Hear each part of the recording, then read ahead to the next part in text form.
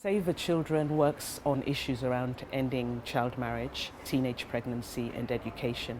Those are like the core areas of the work that we do. Now for Sierra Leone, the context is slightly unusual to other countries because child marriage is as a result sometimes of teenage pregnancy, where the culture believes that a child or a young girl needs to be in a stable relationship rather than be free and outside marriage with a child. There's a big stigma around that.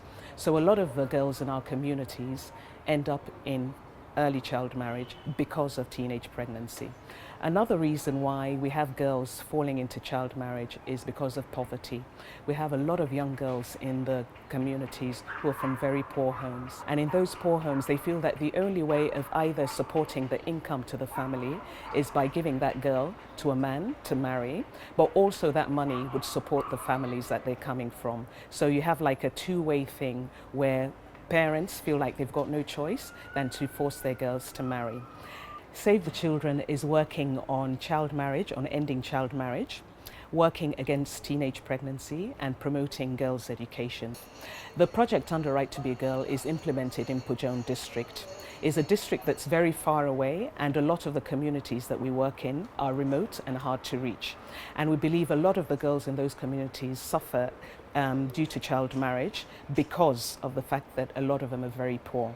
So for us, what the project aims to do is we try to see whether we can facilitate them going back to school, and if it's possible that they cannot go back to school, we provide them the option of having vocational skills. We really believe in education, and so the first aim in Right to be a Girl is to try and get the girls to go back to school.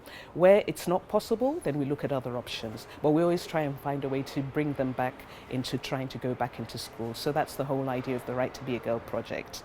For the project as well, what we do through Save the Children is to try and see whether we can work with the families, but also the communities, because we know that the stakeholders, the chiefs, the religious leaders, they have a big influence and they have a voice over making things happen in their communities.